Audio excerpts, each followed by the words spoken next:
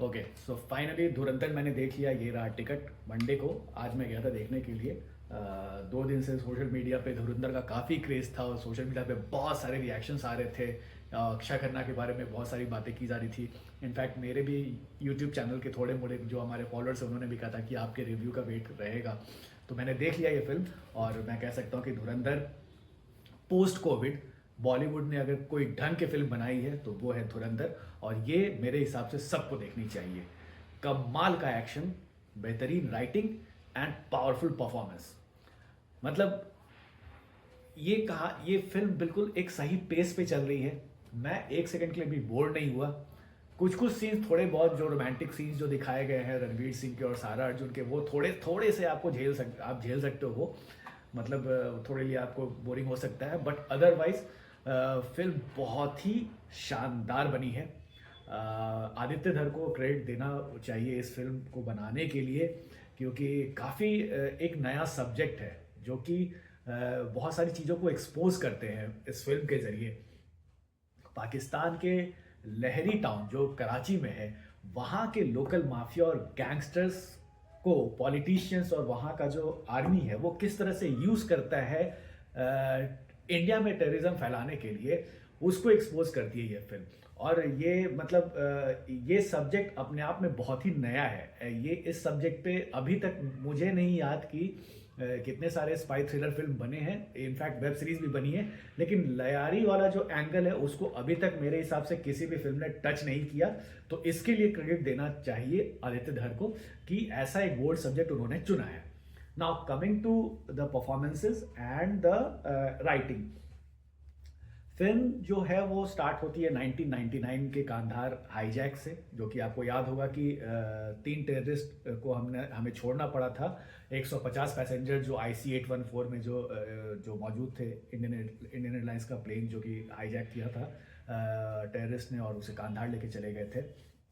उसके वजह जो हमें टेररिस्ट को छोड़ना गया था, तो वहाँ से फिल्म स्टार्ट होती है।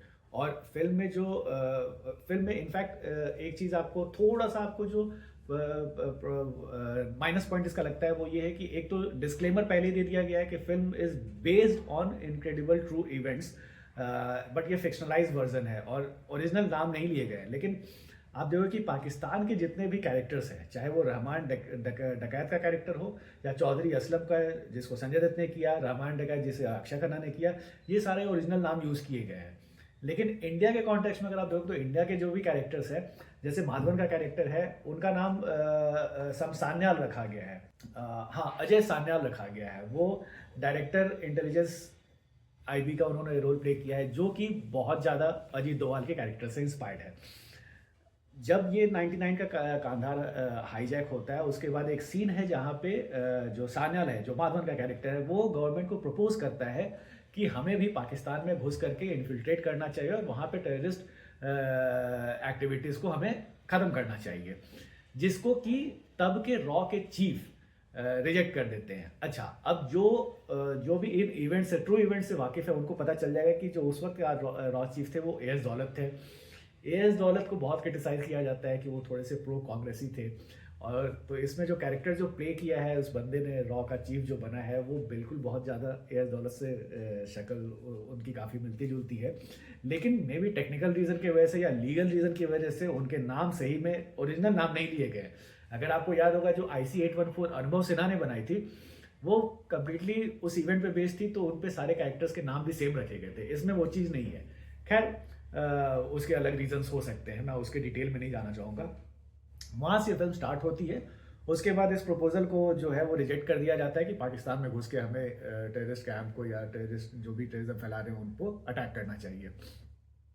उसके बाद 2001 में पार्लियामेंट अटैक होता है और उसके बाद फिर जो सान्याल, जो माधवन का प्रपोजल है, उसको एक्सेप्ट कर लिया जाता है और वहाँ से शुरू होता है ऑपरेशन धुरंधर। ऑपरेशन धुरंधर क्या है?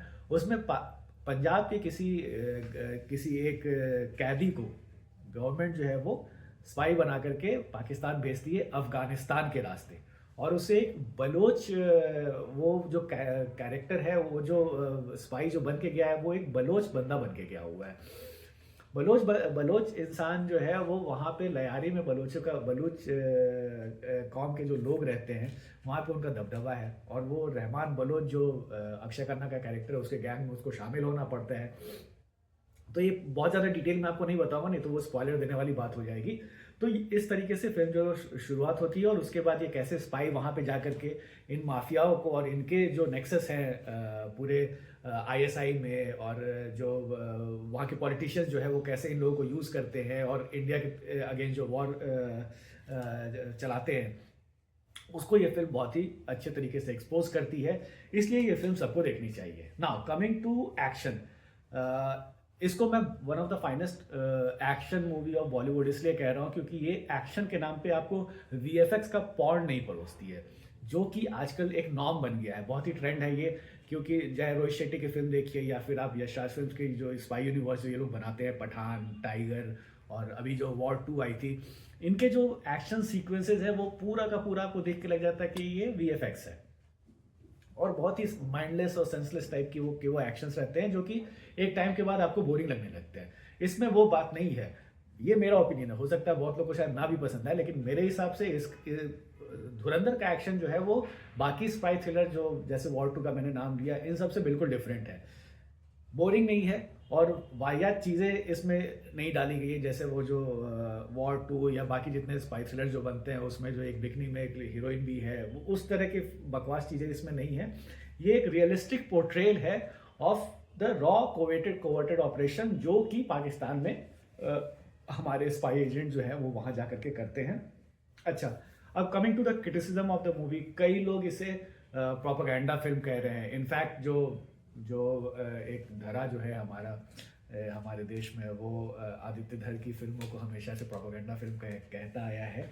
हालांकि मैं थोड़ा बहुत ज़्यादा इत्तेफाक नहीं रहता। हाँ, मैं मानता हूँ कि इंडिया में थोड़ी प्रोपेगेंडा फिल्म आजकल बनने लगी है, और मुझे नाम लेने में बहुत ज़्यादा परहेज नहीं है। इस तरह जैसे बंगाल फाइल्स अभी आई थी या फिर केरला स्टोरी आई थी, इन सब फिल्मों को मैं वाकई में प्रोपेगेंडा ही फिल्म कहता हूँ, क्योंकि वो फिल्म मेकर का जो एजेंडा है वो क्लियरली दिख जाता है कि वो आपको प्रोवोक करने के लिए बनाया जा रहा है। आदित्य धर की खास बात क्या है कि ये अपनी फिल्मों में ऐसा कोई प्रोवोकेशन नहीं क्रिएट करना चाहते हैं, वो आपको भड़काने के लिए वो फिल्म नहीं बनाते हैं। जैसे उन्होंने उरी बनाया था, उन्होंने एक सही पोर्ट्रेल दिखाया कि कैसे उरी अटैक के बाद हमने इंडियन गवर्नमेंट, इंडियन आर्मी ने जो सर्जिकल स्ट्राइक किया उसको एक फिक्शनलाइज्ड वे में प्रेजेंट किया। उसमें कोई बहुत ज़्यादा जिंगोइज्म नहीं था। सेम गोज विथ आर्टिकल 370 जो रिवोक किया गया था गवर्नमेंट ने, किन कंडीशंस में वो रिवोक किया गया, और वो पूरा रिवोकेशन के टाइम पे कश्मीर में क्या हालात थे, पॉलिटिकल पार्टीज़ को उस तरह से कैसे हैंडल किया गया, वो एक पोर्ट्रेल था। आर्टिकल 370 भी मेरे हिसाब से आदित्य की one of the finest film थी, और धुरंधर भी ओसी लीग की है। ये फिल्म आपको प्रोवोक नहीं करती है, जिंगोइज्म नहीं है, वो बहुत ज़्यादा यहाँ पे चेस्ट थंपिंग नहीं है, एक smartly crafted, smartly written movie है। फिल्म की कहानी, जैसे मैंने कहा ना कि 3 घंटे 30 मिनट की ये पूरी फिल्म है, और 3 घंटे 30 मिनट में मैं 1 सेकंड के लिए भी बोर नहीं हुआ था। एक दो रोमांटिक सीन जो थे, जो बाइक पे लोग गाना वाने जो डाल दिया गया है, मे बी उसके भी कमर्शियल एस्पेक्ट्स होते हैं, कमर्शियल पॉइंट ऑफ व्यू से ये चीज़ें डालनी पड़ती है। अदरवाइज फिल्म में मुझे 1 सेकंड के लिए भी बोरियत महसूस नहीं हुई, और मैं इनफैक्ट वेट कर रहा हूँ कि इसका सेकंड पार्ट कब आए, क्योंकि मुझे अब आगे की कहानी देखनी है कि रहमान डकैत के मरने के बाद क्या होता है। परफॉर्मेंस अगेन एक बार फिर से अक्षय खन्ना ने सरप्राइज किया है।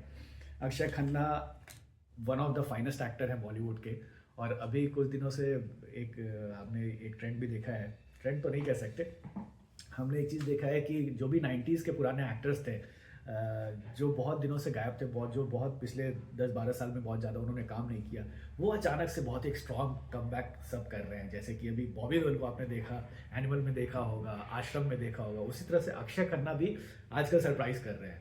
अभी रिसेंटली उन्होंने छावा किया था, जिसमें उन्होंने औरंगजेब का रोल प्ले किया, तो औरंगजेब के का कैरेक्टर प्ले करने के लिए भी उनको काफ़ी तारीफ मिली थी।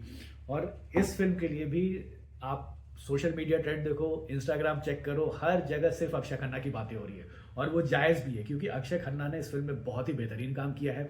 एवरी टाइम ये बंदा स्क्रीन पे आता है और आपको लगता है कि अब कुछ ज़बरदस्त होने वाला है। फिल्म में अक्षय खन्ना के ज़्यादा डायलॉग्स नहीं है, वो कम बोलते हैं, लेकिन एक्सप्रेशन जो दिया अक्षय खन्ना ने वो ज़बरदस्त है। अक्षय के बाद अगर हम बात करें तो Ranveer Singh of course film के लीडिंग हीरो वो हैं, और उन्होंने भी बहुत ही अंडर प्ले करके बहुत ही सटल वे में अपने कैरेक्टर को निभाया है। अर्जुन रामपाल जो मेजर इकबाल जो बने हैं, जिनका कैरेक्टर कश्मीर इलियासी से काफ़ी मिलता जुलता है, जिसको कि एक बार CNN ने बताया था कि अलकायदा में ओबामा के बाद यही बंदा जो है वो सबसे खतरनाक है, और उनको one of the most dangerous person भी कहा गया था। तो इन सब के रोल को बहुत अच्छा इन सारे एक्टर्स ने किया है। लेकिन एक सरप्राइज जिसकी बात अभी तक बहुत लोगों ने नहीं की है, इनफैक्ट सोशल मीडिया पे भी बहुत ज़्यादा बात नहीं हो रही, वो मैं कहना चाहूँगा कि राकेश बेदी, जिनको हमने पुराने ज़माने में 90s में टीवी सीरियल्स और फिल्मों में कॉमेडी करते हुए देखा था, वो इस फिल्म में एक सरप्राइज पैकेज है। वो इस फिल्म में विलन का रोल किए हैं, उनकी वो निगेटिव शेड है उनके कैरेक्टर का, और वो भी एक रियल कैरेक्टर से उनका इंस्पायर्ड था। बेसिकली वो नबील गोपाल, पाकिस्तान के लियारी के जो पॉलिटिशियन थे, उनके ऊपर वो कैरेक्टर राकेश बेदी का बेस्ड है, और बहुत ही बेहतरीन परफॉर्मेंस दिया राकेश बेदी ने। उनके भी करियर का आई थिंक ये मेजर हाईलाइट हो सकता है। श्रूड पॉलिटिशियन, उनका हाव भाव, उनके बोलने का तरीका थोड़ा सा आपको कॉमिकल लग सकता है, लेकिन वो बहुत ही श्रूड पॉलिटिशियन है। और कैसे वो पूरा वो रहमान डकैत को डिच करता है, और रणवीर सिंह के साथ मिल करके उसका असैसिनेशन प्लानिंग करता है, ये सारी चीज़ें जो है वो सीन्स जो है बहुत बेहतरीन है। और राकेश बेदी भी आपको जब भी स्क्रीन पे आते हैं तो आपको लगता है कि कुछ मज़ेदार होने वाला है, और होता भी है। तो Rakesh Bedi one of the highlight हैं। अक्षय खन्ना की बात मैंने की, रणवीर सिंह, ये सारे के सारे, इनफैक्ट जो न्यू कमर जो लड़की है सारा अर्जुन, उन्होंने बहुत ही बेहतरीन काम किया है। नाउ कमिंग टू इसके जो कुछ हार्ड ट्रुथ जो फिल्म में दिखाया गया है, जो कि बहुत लोग को अनकंफर्टेबल कर सकता है, वो कि जिसके लिए बहुत लोग इसको कह रहे हैं कि ये प्रोपेगेंडा फिल्म है, उसके बारे में मैं ये कहना चाहूँगा कि हार्ड फैक्ट्स को ना एक्सेप्ट करना कई बार बहुत मुश्किल होता है। इसमें जो अर्जुन माधवन का जो कैरेक्टर है, वो ये कहते हुआ दिख रहा है कि इंडिया के जो दुश्मन है उसमें इंडियंस ही नंबर 1 पे है, क्योंकि पाकिस्तान तो सेकंड नंबर पे आता है। उनके कहने का मतलब भी वही है कि इंडिया को अपने ही अंदर जो बहुत सारे भीतर के लोग हैं जो कि एंटी इंडिया काम करते हैं। जैसे अभी हमने रिसेंटली देखा कि रेड फोर्ट के पास जो ब्लास्ट हुआ, उसमें सारे इंडिया के ही डॉक्टर्स थे, और तो बेसिकली उनका इशारा उसी तरफ है कि इंडिया में, और ये चूँकि फिल्म में जो है वो 99 से लेकर के 2008 के जो 26/11 अटैक हुआ था, उन सारे इवेंट्स को कवर करती है। और उसमें हमें याद है, और इनफैक्ट वो ये बात सच भी है कि जब 26/11 हुआ था तो उसमें भी कई सारे इंडिया के लोगों ने पाकिस्तानी हैंडलर्स को मदद किया था। इस फिल्म में पूरा वो टेप रिकॉर्डर प्ले किया गया है, जब पाकिस्तानी हैंडलर्स पाकिस्तान में बैठ करके पूरे वो 26/11 को वहाँ से गाइड कर रहे थे, टीवी में देख करके बता रहे थे कि कैसे आपको NSG कमांडो अभी आने वाले हैं, आप उस रूम में जा करके मारो। वो सारी चीज़ें जो है वो इस फिल्म में कवर की गई है। और यही जो अनकंफर्टेबल ट्रूथ की मैंने बात की, कि यही सारी चीज़ें जो हैं जो बहुत सारे लोगों को परेशान कर रही है कि आप ऐसे कैसे दिखा सकते हो, ये तो एंटी पाकिस्तान मूवी है। लेकिन बात सही है कि आप इंडिया में अगर फिल्म बनेगी तो वो पाकिस्तान को कोई एक सॉफ्ट नेशन और बहुत ही प्यारा नेशन तो दिखाएगी नहीं। ये तो मतलब इलॉजिकल सी बात हो जाए कि पाकिस्तान को अब ये मैं हूं ना तो है नहीं, जिसमें एक हिंदू टेररिस्ट को दिखा दिया जाता है। इंडिया के तो हालात ये हैं कि 26/11 जब हुआ था तो कई लोगों ने उसे RSS का एक्शन बता दिया था। इनफैक्ट महेश भट्ट और दिग्विजय सिंह जो कांग्रेस के लीडर थे, उन्होंने तो 26/11 को RSS एक्टिविटी कह दिया था।